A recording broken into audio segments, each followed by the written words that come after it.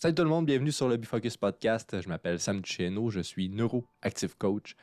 Et aujourd'hui dans l'épisode, on va parler de l'erreur principale qui bousille notre confiance à nous exprimer. On va comprendre un phénomène psychologique qui nous amène à ressentir de l'anxiété, une diminution de notre confiance, de l'impuissance lors de nos communications. C'est extrêmement révélateur et c'est garanti qu'après cet épisode-là, tes communications vont changer à tout jamais. Ta façon de t'exprimer va avoir complètement changé. Si tu aimes ce genre de contenu, si tu aimes la façon que j'apporte les choses, je t'invite à liker, à partager cet épisode à quelqu'un que tu te dis « ouais, ça pourrait l'aider » et surtout à commenter aussi. Commente qu'est-ce que tu aimes, qu'est-ce que tu en retiens de cet épisode-là, qu'est-ce que tu retiens des autres épisodes, qu'est-ce que ça a changé dans ta vie, je veux t'entendre, je veux te voir, donc commente et n'hésite pas. Sur ce, je vous souhaite une très bonne écoute. Donc, comme à l'habitude, on va traverser dans cet épisode 3 phases qui vont nous amener à émettre un changement dans notre vie. La phase numéro 1, c'est l'explication des bases qu'on doit comprendre au niveau psychologique pour ensuite se diriger vers la compréhension de nos comportements et ensuite une façon de changer nos comportements pour changer réellement notre façon de nous exprimer, notre façon de communiquer. Donc, on commence avec l'automatisation cognitive. Qu'est-ce que c'est que nos processus cognitifs automatiques? Il faut comprendre ça pour ensuite comprendre la suite des choses. Pour faire simple, l'automatisation cognitive, c'est des comportements qui sont répétés et qui sont faits de manière automatique. Donc, c'est comme, qu'est-ce qui se passe dans notre cerveau en ce moment-là? C'est qu'il y a des neurones. Tu sais, chaque comportement qu'on a, c'est des circuits neuronaux qui sont connectés ensemble. Puis des comportements plus complexes vont amener des circuits plus complexes. Puis pour connecter des neurones ensemble, c'est à l'aide de synapses, des circuits électriques qui se connectent et qui font qu'un circuit de neurones fonctionne et se connecte ensemble. Et plus qu'un circuit est utilisé, donc plus qu'un comportement est répété, ça veut dire qu'on répète un comportement, donc on utilise le circuit qui est lié à ce comportement-là. Plus qu'il est utilisé, plus qu'il se renforce. Il se crée comme une gaine qu'on appelle une gaine de myéline qui s'entoure autour de nos circuits neuronaux, on va dire ça au pluriel, on va continuer dans notre grammaire impeccable. Donc, c'est comme une gaine qui s'entoure autour de nos circuits neuronaux et qui solidifie et permet d'avoir des réflexes plus rapides dans ces comportements-là. Ce qui fait que c'est de l'automatisation à un autre niveau.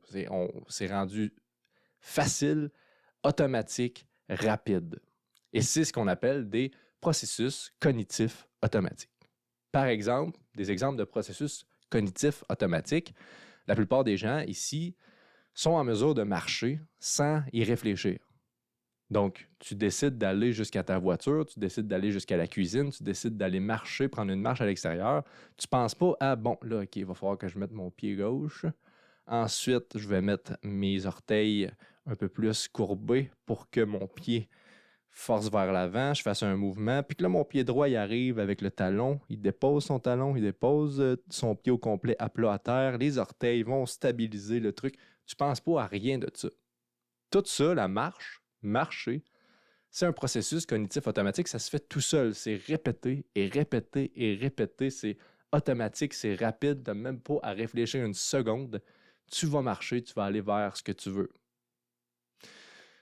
Parler aussi, c'est un processus cognitif automatique. La plupart de nos discussions, la plupart de ce qu'on veut émettre en mots, disons qu'on a une idée, on veut l'émettre en mots, souvent, on va pouvoir sortir des mots automatiquement. Cependant, il y a des idées puis des mots qui sont plus complexes qui vont demander un processus qui est non automatique. On va en venir tantôt. C'est là que ça vient compliquer les choses. Mais c'est un processus automatique. La plupart aussi, quand ça fait longtemps que tu conduis une voiture, des fois, tu ne te rends même pas compte que tu conduis. Je l'utilise souvent, cet exemple-là, parce que c'est fréquent, puis je le vois quasiment à toutes les fois que je conduis. Je suis rendu sur l'autoroute, puis je me suis même pas rendu compte que je conduisais. Entre guillemets, je savais que je conduisais, mais consciemment, non. Toutes mes angles morts, mes flashers, ma conduite s'est faite de manière automatique. C'est que je l'ai tellement répété qu'il y a eu des circuits neuronaux associés à chaque mouvement, à chaque comportement, à chaque façon de faire les choses pour me rendre à ma destination en voiture. Donc, j'ai créé ces processus automatiques-là.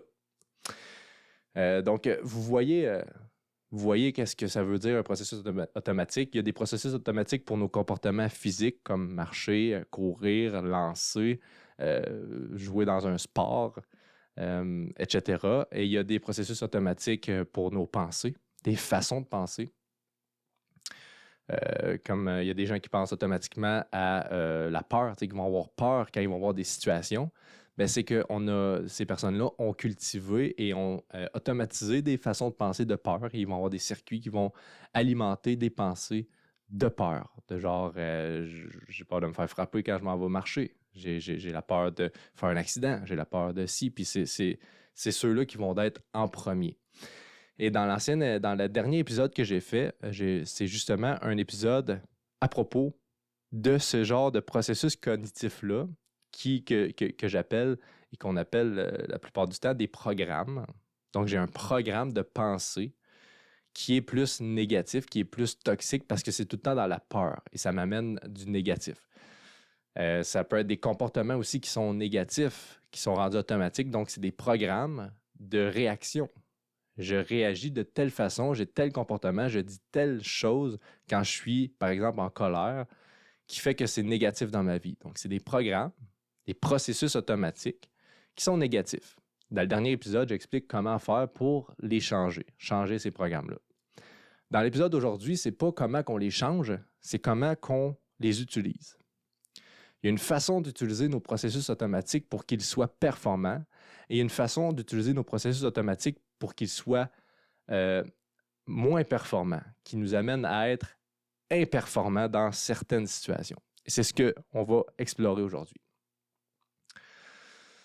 L'erreur principale qu'on fait avec ces processus automatiques-là, c'est au niveau de notre attention. Notre attention consciente permet de diriger des comportements d'une certaine façon. Disons que je veux apprendre quelque chose de nouveau. Ce n'est pas mes processus cognitifs automatiques qui vont me permettre d'apprendre quelque chose.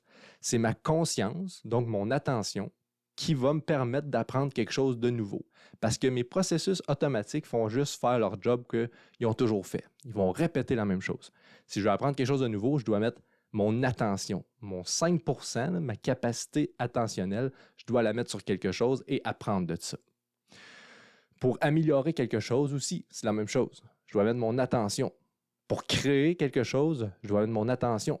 Pour changer quelque chose, changer une façon que je réagis ou changer un processus qui est installé depuis longtemps, disons dans mon entreprise, un processus de production, ça fait 10 ans que c'est comme ça. Si je le laisse comme ça va continuer à être comme ça. C'est un processus automatique, mais pas personnel, pas dans l'humain, mais dans l'entreprise. Si j'y touche pas puis je fais rien, il va continuer à faire la même chose. Mais pour le changer, je dois prendre conscience de ce processus-là et je dois mettre mon attention dessus. C'est comment je veux le changer, comment je veux l'améliorer, comment je veux que ça fonctionne. On se comprend? On comprend la différence entre l'attention et le processus automatique. Mais, et c'est là que ça se corse, c'est là que j'ai besoin de toute ton attention, justement. Lorsque on met notre attention vers un processus automatique, il y a un phénomène qui se crée, qui est un phénomène de décalage.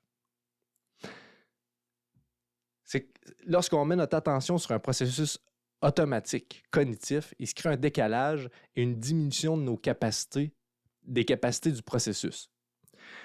Ça diminue énormément les capacités du processus qui était automatique parce que, d'une façon, on vient jouer dans ce secteur-là. Puis ça, c'est là que ça vient... Tu sais, juste comme ça, quand c'est... mettons qu'on reste dans cette optique-là. Là. Je mets mon attention sur un processus qui est automatique, mais les capacités du processus diminuent. OK, c'est normal. Mais la façon qu'on réagit à ça, lorsqu'on ne comprend pas le principe, c'est qu'on se sent moins capable. On sent que nos capacités sont diminuées à ce moment-là. Donc, on ressent de l'anxiété, on ressent une diminution de notre confiance, on ressent de l'impuissance. Je te donne un exemple. Tu vas tout comprendre avec cet exemple-là. Disons que tu assistes à une conférence. Fait que tu es assis, il y a plein de gens dans la salle et il y a quelqu'un qui parle devant les gens, qui est une conférence. Tu me suis? Visualise ça. Puis là, tu commences à avoir soif. Puis une bonne soif. Là. Tu dis, je ne peux pas attendre à la fin de la conférence, il faut que j'aille m'abreuver. Fait que qu'est-ce que tu fais consciemment? Ton attention va se diriger vers comment faire pour résoudre mon problème qui est j'ai soif. Je dois boire de l'eau. Donc là, tu vas repérer au loin un abreuvoir. Puis là, tu vas te dire, bon, ben, je vais me diriger vers cet abreuvoir-là. Donc, tu vas te lever, tu vas te mettre à marcher sans avoir réfléchi à te lever et marcher, parce que c'est des processus cognitifs automatiques. Te lever et marcher, tu l'as fait des milliers de fois dans ta vie. Et tu vas te diriger vers l'abreuvoir. Mais là, qu'est-ce qui va se passer? Puis je t'invite à faire le lien avec ta vie quand ça s'est passé, parce que ça nous est tout déjà arrivé. Tu vas te mettre à marcher, puis là, tu dois passer devant les gens pour te rendre à l'abreuvoir. Donc, tu sais que tu te fais regarder. Il y a des gens qui te regardent passer. Tu passes devant eux. Fait que leur attention est vers toi. Et là, tu vas comme avoir une pensée qui est comme, est-ce que je suis en train de bien marcher? Est-ce que j'ai une bonne démarche? Tu sais, il y a comme une pression de je me fais regarder. Fait que je vais mettre mon attention sur moi-même. Genre, je marche-tu bien? Est-ce que je suis en train de bien marcher? Et à ce moment-là, tu vas te rendre compte que tu as de la difficulté à marcher. Pas de la difficulté de genre, je suis le bord de tomber, mais genre, il me semble que je marchais mieux avant. Il me semble que je marche bizarre. Mais genre, ma démarche est bizarre. C'est sûr que ça t'est. Je sais pas si ça t'est déjà arrivé. J'espère que oui. J'espère que je suis pas tout seul là-dedans. Mais le principe, c'est que marcher, c'est automatique. Mais là, à ce moment-là, j'ai pris ma conscience, mon attention, et je l'ai mis sur le processus automatique. Puis ça a fait comme si ce processus-là avait baissé de capacité. Comme si ça avait diminué ma capacité à marcher. Pourtant, ça fait 25 ans que je marche. Mais à ce moment-là, j'ai plus de difficultés, c'est plus lent. On dirait que je ne sais plus trop comment ça marche, je suis moins à l'aise. Pourquoi? Parce que j'ai mis mon attention sur ce processus-là. C'est drôle comme situation, puis je t'invite vraiment à te rappeler du moment que ça s'est passé. C'est comme, ça se fait tout seul. Tu comprends pas pourquoi, mais ça se passe. Et pourquoi ça se passe, en fait, c'est qu'il y a un processus. Les processus automatiques sont profondément ancrés dans des structures de notre cerveau qui sont faits pour être performants, qui sont faits pour être rapides. C'est des structures très efficaces pour exécuter. Eux autres, c'est j'exécute les tâches. Je fais les actions. Ça passe, c'est rapide. On n'a pas le temps de niaiser. C'est des structures qui sont faites pour ça. C'est automatique, c'est dans l'inconscient. Mais lorsqu'on met notre attention sur ces processus automatiques-là qui sont dans l'inconscient, c'est comme si on les prenait temporairement de leur structure efficace et rapide, puis on les amenait dans la structure du lobe préfrontal, qui est le lobe analytique, qui est où se loge l'attention. Donc, c'est comme si on les prenait et on les amenait dans la structure qui est plus analytique, qui est plus de calcul, qui est plus lente. Elle n'est pas faite pour réagir rapidement, mais elle est faite pour observer, pour calculer, pour changer les choses. Fait que le processus qui autrefois fonctionnait hyper bien, qui était sa coche, qui était performant, qui était rapide, il est rendu moins performant. Il est rendu dans la phase d'observation, dans la structure qui est plus lente. Et c'est ce qui crée le phénomène de capacité diminuée. C'est ce qui crée qu'on a l'impression d'être moins efficace au moment où on regarde notre comportement. Au moment où je regarde comment je marche, je ressens être moins efficace à marcher. Pourquoi? Parce que je l'ai pris temporairement de son efficacité dans son secteur qui est efficace, puis je l'ai amené dans mon lobe préfrontal qui est là pour analyser et qui est plus lent dans ses réactions, dans ses comportements. J'espère que vous me suivez. C'est drôle quand même comme fonctionnement. C'est drôle quand on parle de marcher, tu sais. Parce que tu t'observes marcher, tu te dis, mais ça, je marche mal. Puis là, après, tu repenses à cette situation-là, puis tu te fais, c'est drôle. Tu sais, je sais que je marche bien, mais là, je marche. C'est comme j'avais une pression. J'avais de la pression, puis je sais pas trop, j'avais de la misère à marcher. Tu sais. C'est drôle. Mais où est-ce que c'est moins drôle et que ça devient dangereux? C'est surtout dans nos communications. Parce que cette situation-là, unique, ça n'a pas de danger. Mais cette situation-là, répétée et perçue, crée des croyances et une identité qui fait en sorte qu'aujourd'hui, peut-être, qu'il y a des gens qui croient profondément qu'ils ont de la difficulté à s'exprimer, qui croient profondément que dans telle situation, devant tel type de personnes, devant tel nombre de personnes, ben, ils sont moins capables de s'exprimer. Et c'est rendu vrai, c'est rendu leur réalité parce qu'ils l'ont cru, ils l'ont cultivé et aujourd'hui, ben, ils ont de l'anxiété face à ça. Ils ont une impuissance face à ça. Parce que parler, comme j'ai dit au début de l'épisode, c'est un processus qui est automatique la plupart du temps. C'est exprimer un point de vue, exprimer une pensée, exprimer un but mental avec des mots. C'est un processus automatique. On l'a fait plein de fois, on l'a répété. C'est dans les premières tâches qu'on a à faire dans notre vie, dans notre vie d'écolier, par exemple, ou même, je ne sais pas à quel âge qu'on apprend à parler, peut-être pas à écolier, là, mais on apprend à parler très tôt, puis à chaque jour, on parle, puis c'est rendu automatique. Mais lorsque, dans les moments dans ta vie où tu allais t'exprimer devant des gens et que là, ça devenait plus difficile, tes idées étaient plus floues, puisque tu ne comprenais pas le principe que c'est parce que tu n'utilisais pas ton attention de la bonne façon. Tu sais, il y a personne qui t'a expliqué que quand tu arrives pour t'exprimer, il faut que tu utilises ton attention de telle façon. Et là, tu vas être efficace. Non, c'est comme, va parler. Et puisque tu n'as jamais compris comment utiliser ton attention, peut-être que tu l'utilisais tout croche, ce qui faisait que tu avais de la difficulté à t'exprimer comparé à d'habitude. Tu te dis, il me semble, quand je suis tout seul avec moi-même, quand je suis avec ma famille, je parle bien, je m'exprime bien, puis quand j'arrive avec des gens, j'ai de la difficulté. Ça sort mal, je vois flou, c'est différent, je me sens stressé. Ben, tu as associé que quand je vais m'exprimer avec des gens, j'ai de la difficulté. Je suis quelqu'un qui a de la difficulté à s'exprimer dans telle situation. Et ça crée de l'anxiété, ça crée de l'impuissance, ça crée de la résignation. C'est comme, ben, je suis fait comme ça. Je ne peux pas y aller. Et là, se crée une croyance qu'on dit limitante. Je crois que je ne suis pas capable de m'exprimer devant un groupe de personnes. Je crois que je n'ai pas les compétences pour exprimer mon idée clairement.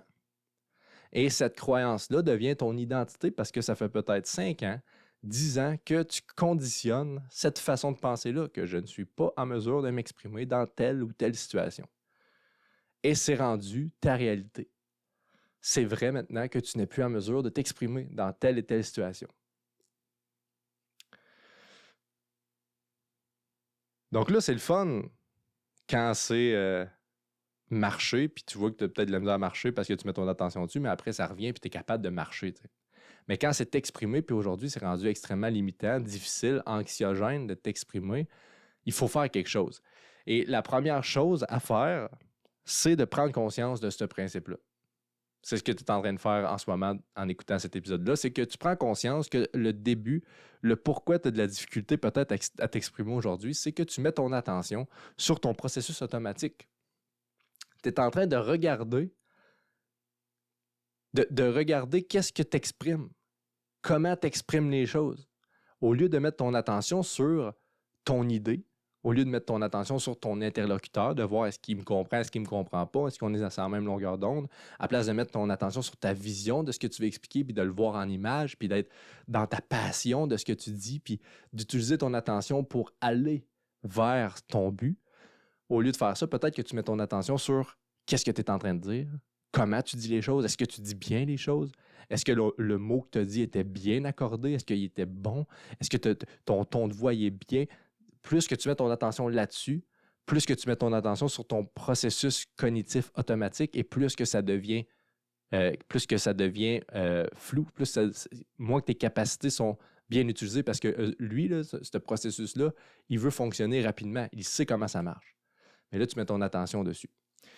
Donc ça, c'est une prise de conscience qui va pouvoir changer tes prochaines conversations. Je t'invite les prochaines fois à mettre ton attention sur le but de ce que tu veux, sur ton idée précisément, sur ce que tu veux exprimer, non sur comment tu l'exprimes. Parce que ça, fais-y confiance. Fais confiance à tes processus. Plus que tu vas lui faire confiance, plus qu'ils vont prendre de la rapidité, plus qu'ils vont prendre de l'efficacité. Tu vas pouvoir, tu sais, oui, tu vas pouvoir modifier des choses. Si tu vois que tu accordes mal tes mots, puis tu utilises des mots que tu ne veux pas utiliser, c'est bien de mettre ton attention dessus, ce mot-là, pour le changer. Faut que ton lobe préfrontal, ton attention, serve à améliorer, créer, changer.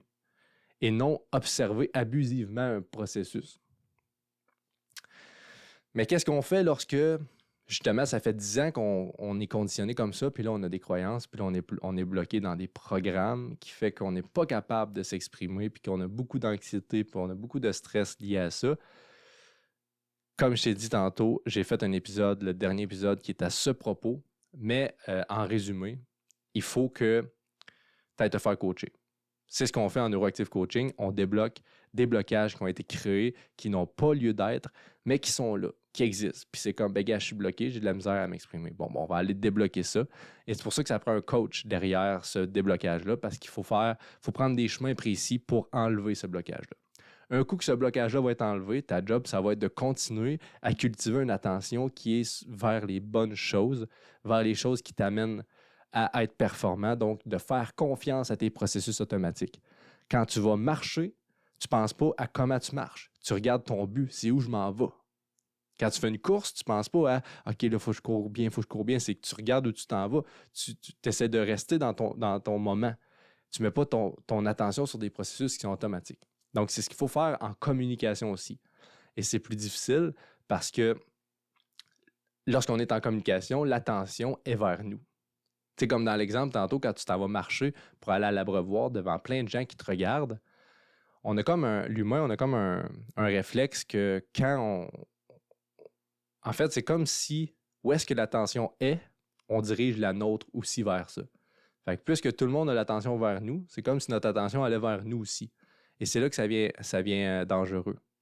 Donc, il faut se pratiquer à, même si mon interlocuteur a son attention sur ce que je dis, sur ce que je suis en train d'exprimer, ben moi, il ne faut pas que mon attention soit sur ce que je dis. Il faut que ça soit sur vers quoi je veux aller, vers quelle expression que je veux amener, vers quel but. C'est là le défi, c'est d'amener notre attention vers où est-ce qu'on veut aller et non sur ce qui se passe en ce moment, sur comment je suis en train de dire les choses et d'être abusif dans notre attention vers nous-mêmes. Donc, étape 1, défaire les façons de penser, les croyances qui ont été ancrées à cause de ce comportement-là qui a été répété. Étape 2, prendre conscience de ce principe-là que l'attention doit être dirigée vers un but et non vers un comportement qu'on est en train de faire parce que le comportement est souvent un processus automatique, cognitif, et si on met notre attention dessus, ça vient diminuer sa capacité. Et plus qu'on utilise cette façon-là, plus qu'on pratique ce réflexe-là, amène notre attention aux bonnes places, plus ça va être automatique. On va créer des programmes aidants. On va créer des programmes qui nous soutiennent et qui nous amènent à être plus performants dans notre day-to-day, dans nos communications et vers la business qu'on veut, vers les objectifs qu'on veut, vers être la personne qu'on veut être, l'entrepreneur qu'on veut être, la solide version de nous. On est fait de programmes. Maintenant, il faut se programmer de la bonne façon. C'est tout simplement ça. Après, ça va être beaucoup plus simple d'aller vers ce qu'on veut si on est programmé de la bonne façon. S'il y a des difficultés en ce moment, s'il y a des blocages en ce moment, c'est notre façon qu'on est programmé qui nous amène à bloquer. Donc, on fait un changement là-dedans et c'est fait. Et là, je fais une petite parenthèse. Si tu es dans l'idée de te faire accompagner un jour en Neuroactive Coaching, ça coûte de l'argent. Désolé de péter ta balloune, peut-être qu'il y en a qui disaient hey, « vas-tu me le donner? C'est-tu gratuit? » Non, ça coûte de l'argent. C'est ça, il faut que je mange. C'est comme ça que ça fonctionne. Mais probablement que tu es en affaires, donc tu as le thinking de l'investissement. La question que j'ai souvent avec les gens qui sont réticents avec l'argent à investir dans leur développement cognitif, c'est comment d'argent tu perds en ce moment à rester dans tes blocages? Combien d'argent tu perds en ce moment à rester dans tes blocages de communication, dans tes blocages de procrastination, de manque de discipline, de manque de confiance, de manque de résilience? Combien d'argent tu perds à chaque jour d'être limité à aller vers les clients idéaux, à aller vers les partenaires idéaux, les employés que tu voudrais avoir, la business que tu voudrais avoir, les comportements que tu voudrais avoir? C'est là la question. Fait que de payer pour du coaching, c'est d'investir et c'est 10 fois plus rentable que de rester sans investir dans du coaching, de rester dans nos programmations actuelles. On ferme la parenthèse. Sur ce, l'épisode tire à sa fin. Je suis content d'avoir encore jusqu'à cette fin d'épisode. Je suis content de faire ce que je fais. Je suis content d'offrir ce que j'offre comme ça gratuitement, puis de voir que de plus en plus de gens se conscientisent, c'est peut-être pas le bon mot, mais on se comprend. De plus en plus de gens ont conscience de l'importance de se développer et de l'importance d'avoir un mindset équilibré. Une des raisons pourquoi je fais cet épisode-là et ce podcast-là, c'est pour c'est pour amener des entrepreneurs à être de plus en plus alignés à qui ils sont vraiment. Au-delà de la performance, au-delà de l'entreprise qui fait de l'argent, au-delà de la vente, il y a l'entrepreneur. Et je crois profondément que l'entrepreneur est au centre d'une société et plus l'entrepreneur est aligné, intègre, respectueux et solide, plus il va avoir un impact sur cette société-là qui est autour de lui. Parce que quand tu y penses, on a nos gouvernements, on a les consommateurs et on a les entrepreneurs. Qu'est-ce qui touche à toutes ces sphères-là? C'est l'entrepreneur. L'entrepreneur a un impact direct sur nos gouvernements et l'entrepreneur va toucher directement nos consommateurs. Donc, puisqu'on est des influenceurs constamment, chaque personne est influenceur à sa façon, juste dans sa façon de se sentir au day-to-day, on influence les gens autour de nous, on dégage quelque chose. C'est métaphysique, mais il y a quelque chose qui se passe, on émane une vibration et cette vibration-là impacte les gens autour de nous. Donc, plus que les entrepreneurs sont alignés et vibrent une fréquence qui est adaptée à une meilleure société, bien plus que l'impact se fait. Et c'est en grande partie pourquoi je fais ce podcast-là. Donc, si tu sens que tu es aligné à cette vision-là, si tu sens que tu veux faire partie de ce mouvement-là qui va créer notre société de demain, ben, je t'invite à mettre ton grain de sel, de t'abonner, de partager cet épisode-là, de partager ce podcast-là, d'en parler autour de toi et de prendre conscience qu'à chaque jour, la façon que tu te comportes, la façon dont tu te sens et de la façon dont tu penses, les pensées que tu as, ont un impact direct sur tout ton entourage, sur beaucoup d'aspects dans ta vie. Juste de prendre conscience de ça, tu as une grande responsabilité à chaque jour. Voilà. Je ne pensais pas terminer dramatiquement comme ça, mais je pense que c'était important, puis dramatiquement positif, là, on s'entend. Donc voilà, sur ce, je m'appelle Sam Duchesneau, je suis neuroactive coach et je suis très content de faire ce que je fais. Va falloir que je termine l'épisode. On dirait que je suis tout le temps sur une lancée de conclure, mais maintenant, il faut que je conclue puis qu'on arrête de parler, tu sais. Fait que merci de votre écoute, merci de votre présence. On se dit à une prochaine épisode. Salut! On l'a eu.